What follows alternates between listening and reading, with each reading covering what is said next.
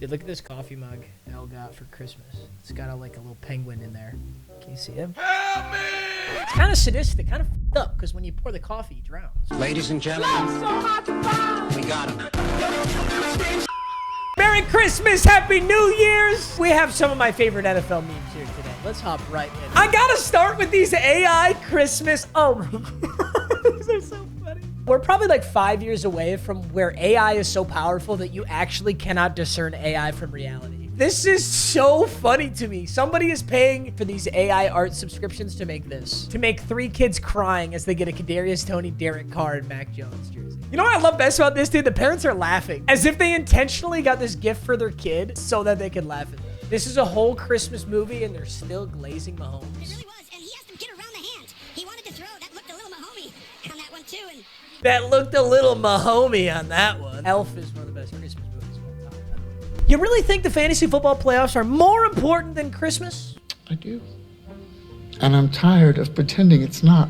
Guys, I took a tough L in the fantasy playoffs. I got a bye. I went to the semis, and Michael Pittman was out. Jaden Reed was out. I had a lot of injuries going into the playoffs. It's pretty unfortunate. We don't care. Get her a Christmas gift that will knock her off her... I legally cannot laugh at that. Patrick Mahomes giving Kadarius Toney his Christmas present. Oh no, what is this gonna be? Is it a middle finger? When I poisoned the milk to catch Santa and find my dad lying on the kitchen floor, Santa killed my dad. Dude, I can't get over Juju in this clip. Watch Juju. Juju's right here. Watch him during this clip. It's so funny.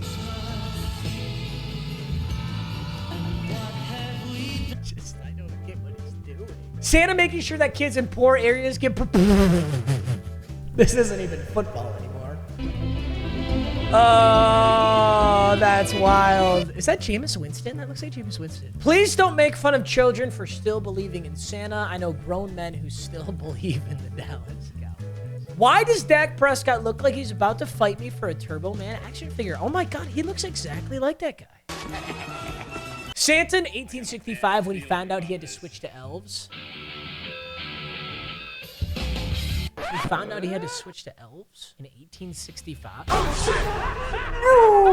Whoa, whoa, whoa, whoa! Stop it! Oh my God, why did that take me so long? He's an idiot. Sorry, I know this is a little outdated, but we still need to talk about this game. The Philadelphia Eagles lost to the 6-7 Seahawks with Drew Lock. They also choked a 17-7 lead, a 17-6 lead, something like that. One thing I will say about the NFL this year, though, because I want to shit on the Eagles, but I also want to say it's kind of cool that there's no clear dominant team. Kind of looked for a while like the 49ers were that team, but then the 49ers got shit on by the Ravens. I think the most dominant looking team in the NFL right now is the Baltimore Ravens, and the Baltimore Ravens have put up some pretty shit performances.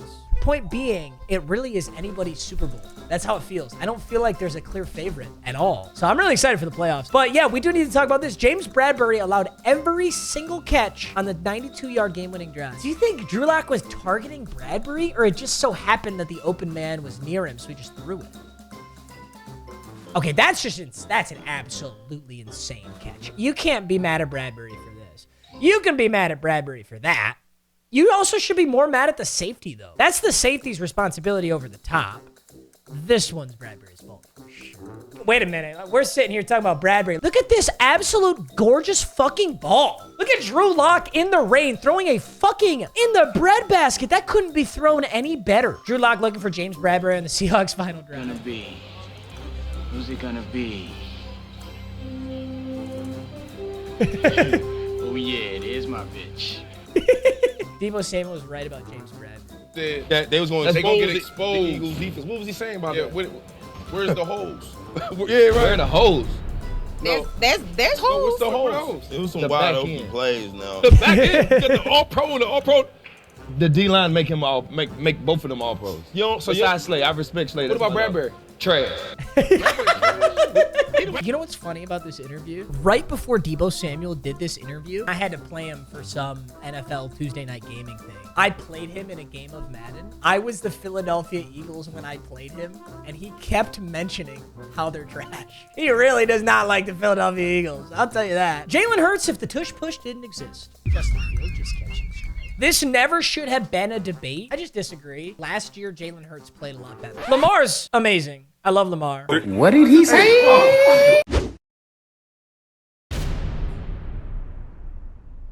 I love Lamar. Drew Lock flinching as soon as he saw DK Metcalf is digging me out. That is the longest touchdown. Put that shit on, motherfucker. Ah! I don't know that he flinched. Jamal Adams searching for a picture of Pete Carroll's wife to post after they made him a healthy scratch. Yikes. James Bradbury at corner is almost as useless as Matt Patricia carrying a pencil in his ear for a laminated relation. The Eagles defense switching to Matt Patricia as they're playing. Eagles and Lions fans this week. No, baby. You fucking know it. NFL scriptwriters setting up a Rams-Lions playoff matchup featuring a golf revenge game versus his former team and Stafford's return to Detroit for the first home playoff game in 30 years. So lit. So lit. I'm not gonna lie though. I think the Rams are one of the worst teams for a high seed team to play. Because right now it's really close. Like the Eagles, the Niners, the Cowboys, and the Lions all could technically still get the bye as I'm recording this, by the way. That might have changed, but hold up. Let's talk about this. Here's the playoff odds for NFC teams. The Eagles, the Niners, the Cowboys, and the Lions are all clinched. And then the Buccaneers most likely are going to make it. The Seahawks, the Rams, the Packers. Out of those 4 teams, let's just use those 4. Buccaneers have looked pretty good. Seahawks. I'd love to see the Seahawks. In fact, I would see any of these teams over the Rams. Buccaneers, Seahawks, Packers. Or even throw the Vikings and the Saints in there. All of these teams, I would not mind playing in the first round of the playoffs. But if I have to play the Los Angeles Rams in the first round of playoffs, I'm going to be fucking pissed. We're going to lose. We're going to lose to Matt Stafford and the Rams, and we play them. I think we'd easily beat the Seahawks. I think the Buccaneers would be pretty tough. They've looked really good right now. I think we'd shit on the Packers. I think we'd shit on the Vikings. We'd shit on the Saints. We'd shit on the Falcons. That's just crazy. Derek Carr in garbage time when the game is already out. Dude, he really did, though. He put up 2 touchdowns in like 2 minutes, and all of a sudden his stat line looked pretty good. Wanted Derek Carr for a robbery of $150 million. You could use this exact poster for so many players. The 2 biggest robberies in Saints history. This is one of the saddest no calls I've ever seen in my entire life. Derek Carr facing pressure in the pocket. Tell him. Jameis checking to see if the Saints cut Derek Carr. I just want to see Jameis play. Can we see Jameis play, please? After facing Puka Nacua. Jetty Osman will come in. Yeah, I had a bye this week, thank God. I saw this comment. I benched Puka. What kind of fucking league are you playing in where you're benching Puka Nacua? Mike Tomlin when his 500 record streak is on the line.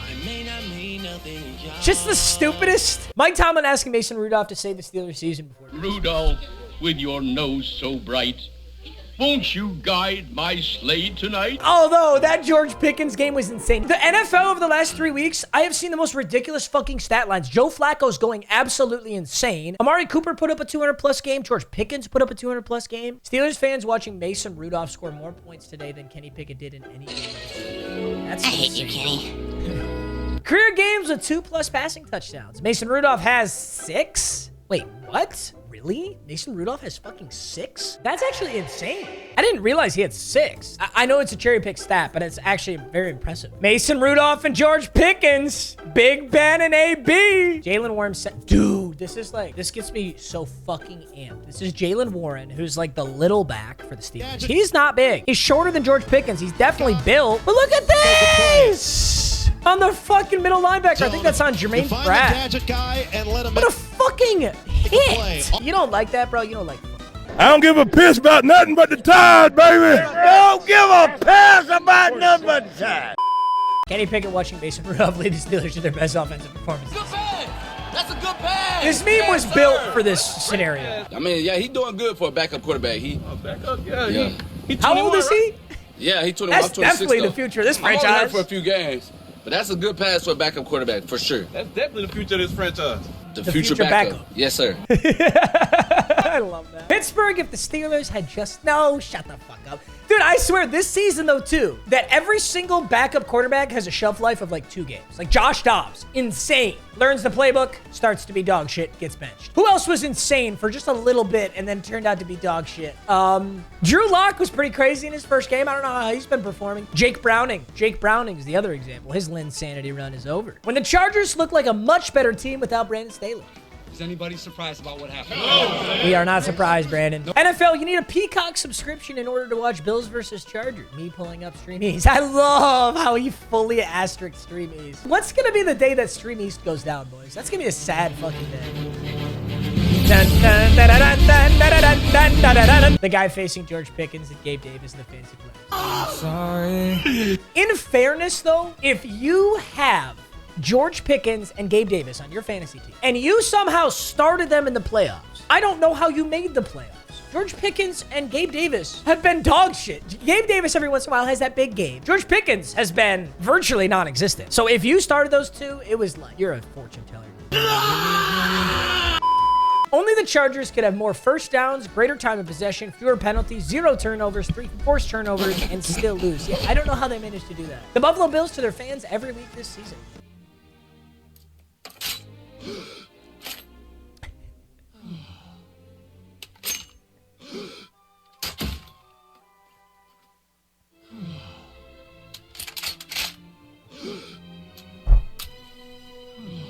Dude, their playoff odds were really bad. Even 3 weeks ago, they weren't even supposed to make the playoffs. And now, Buffalo Bills, AFC East. They're not guaranteed, but they're damn close. So in the AFC, it's KC, Baltimore, Miami, Cleveland, Buffalo, Jaguars, Colts, and Texans. Wow. That's crazy, though, how strong the AFC South ended up being. Diggs in the fantasy playoffs. Yep, he was on my team, too. When the world needed him most, he vanished.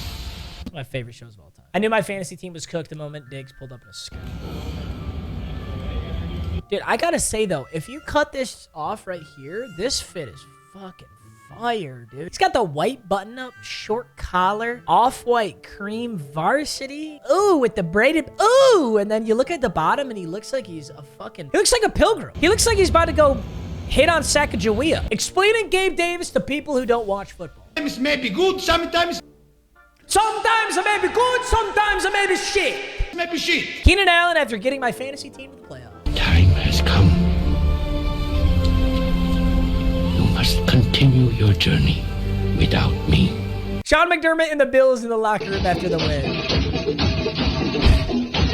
You know how, like, Nick Bosa always gets all the racist memes? Even though, like, I don't think there's any actual reason to believe Nick Bosa's racist. Sean McDermott, supposedly, according to source Ghetto Gronk, which is not a very good source, I think he referenced 9/11 in a teamwork activity. So now he's gonna get all these fucking Middle Eastern memes on him. All right, y'all. I'm gonna save the rest for the next video. I love you guys. I'm gonna get caught up. I can't wait for the playoffs. Cockballs, wiener shaft. I love you.